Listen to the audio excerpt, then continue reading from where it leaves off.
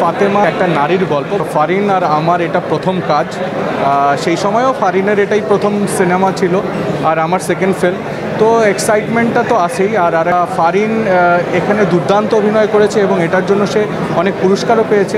যুক্ত হওয়া বলতে অ্যাকচুয়ালি আমি অ্যাক্টর, বিভিন্ন ধরনের সিনেমা অফার আসে, তো সেই দিক থেকে আমি মনে করবো এটা প্রেজেন্ট টাইম এবং একটা পিরিয়ডিক্যাল টাইমকে দুটোকে আলাদা আলাদা জায়গা থেকে সিনেমাটার দৃশ্যপট, তো এইটা আমার সবথেকে বড় ভালো লাগার বিষয়। আর অ্যাকচুয়ালি যখন আমাকে ব্রিফ করা হয় ক্যারেক্টারটা সম্পর্কে, তখন আমাকে বলা হয়েছিল যে এটা একটা মুক্তিযোদ্ধার ক্যারেক্টার এবং এই ক্যারেক্টারটা পোর্ট্রে করা হচ্ছে জাহানারা ইমামের ছেলে রুমির একটা বায়োগ্রাফি থেকে, অ্যাকচুয়ালি একটা পার্ট থেকে। তো আমি বেশি এক্সাইটেড হয়ে যাই। তো এটার জন্য যে কষ্টটা করা জরুরি ছিল সেটাও করেছি। তো ইট ওয়াজ এ নাইস জার্নি আমি বলতে পারবো।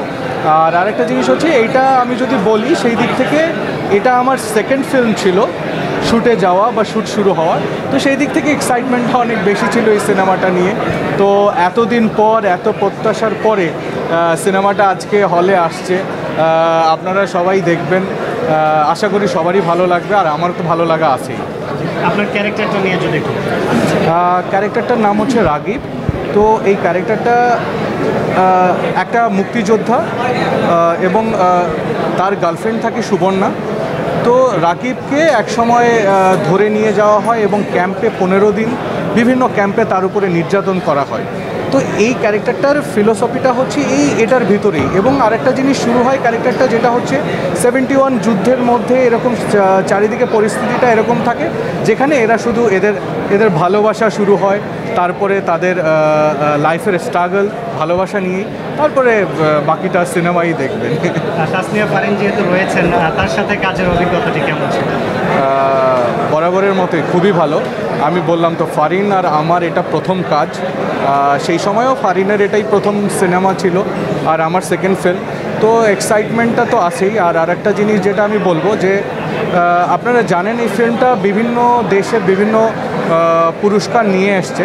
তো সেদিক থেকে বলবো যে আমার টিম মেম্বার হিসেবে, আমার কলিগ হিসেবে, আমার কো আর্টিস্ট হিসেবে, কো অ্যাক্ট্রেস হিসেবে ফারিন এখানে দুর্দান্ত অভিনয় করেছে এবং এটার জন্য সে অনেক পুরস্কারও পেয়েছে। তো অ্যাজ এ টিম মেম্বার আমার উপলব্ধিটা খুবই চমৎকার। ইনশাআল্লাহ খুবই শীঘ্রই আপনারা পাবেন।